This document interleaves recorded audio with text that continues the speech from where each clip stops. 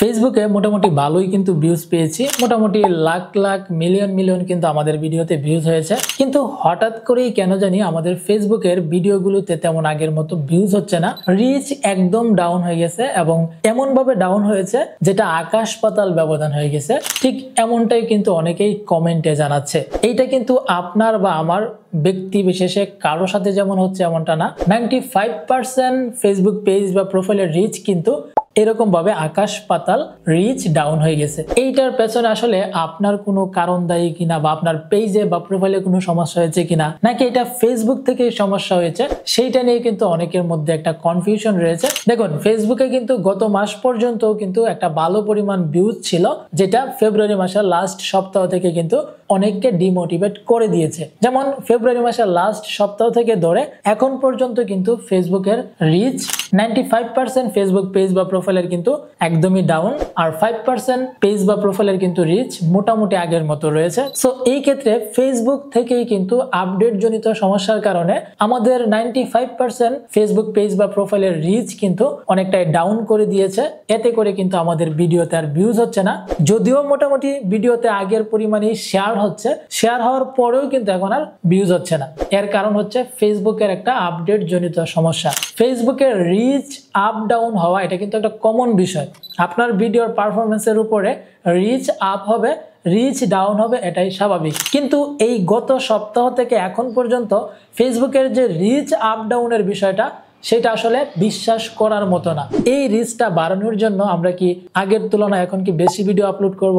আপনি হয়তো বা আগে একটা, দুইটা বা তিনটা করে দৈনিক ভিডিও আপলোড করেছেন, 3টা টাইম মেনটেন করে। কিন্তু এখন যদি আপনি ওই 3টার জায়গায় 2টার জায়গায় যদি আপনি ডাবল ভিডিও আপলোড করেন, অর্থাৎ 6টা, 4টা, 8টা, 10টা ভিডিও আপলোড করেন, তাহলে কি আপনার রিচটা আবার বেড়ে যাবে?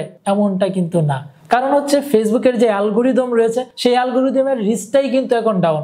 আপনি 10টা ভিডিও আপলোড করলেও কিন্তু আপনার সেই ভিডিও এখন আর আগের মতো রিচ হবে না। আর বিশেষ করে এখন হচ্ছে রমজান মাস, এইটাও কিন্তু অনেকটা এই রিচ ডাউনের সাথে কিন্তু জড়িত। আগে যে পরিমাণ মানুষ মোবাইল নিয়ে বসে থাকতো, যে পরিমাণ ভিডিও দেখতো, সেই পরিমাণ কিন্তু ভিডিও এখন মানুষ দেখছে না। কিছুটা রিচ ডাউন হবে, কিন্তু এই কারণটাই কিন্তু রিচ একদম নিচে নেমে যাওয়ার কিন্তু কারণ না। তবে একটা কাজ আপনি করতে পারেন, যেটার মাধ্যমে আপনার ফেসবুকের রিচ আপনি আবার আগের মতো করে বাড়িয়ে নিতে পারবেন। তবে তার জন্য কিন্তু একটু সময় দিতে হবে। আপনি ফেসবুকে এখনো রেগুলারিটি মেনটেন করে ভিডিও আপলোড করবেন, কিন্তু আগের তুলনায় কম।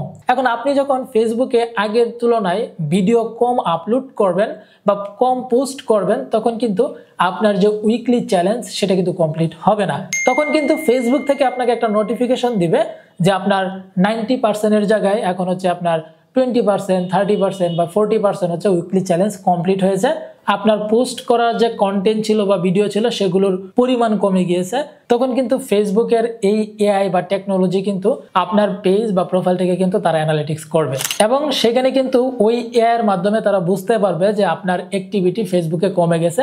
ওই সময় কিন্তু আপনাকে নোটিফিকেশনে জানিয়ে দেওয়া হবে আপনার রিচ বাড়ানোর জন্য কতগুলো পোস্ট করতে হবে, কতগুলো রিলস আপলোড করতে হবে, কতগুলো টাস্ক আপনাকে কমপ্লিট করতে হবে। সো এই নোটিফিকেশনটা পাওয়ার পর আপনি যদি তাদের ওই কন্ডিশন মতো বা নোটিফিকেশনের কন্ডিশন মতো যদি আপনি উইকলি চ্যালেঞ্জটা কমপ্লিট করেন, তখনই কিন্তু ফেসবুক আপনার রিচটাকে ইনক্রিজ করবে এবং আস্তে আস্তে কিন্তু আপনার সেই রিচ বাড়তে থাকবে। যদি আজকের এই ভিডিওটা আপনাদের কাছে ভালো লাগে, তাহলে অবশ্যই লাইক করবেন, কমেন্ট করবেন, এবং এই ধরনের ইনফরমেটিভ ভিডিও পাওয়ার জন্য অবশ্যই আমাদের চ্যানেলটিকে সাবস্ক্রাইব করবেন, পেজটিকে ফলো দিয়ে রাখবেন।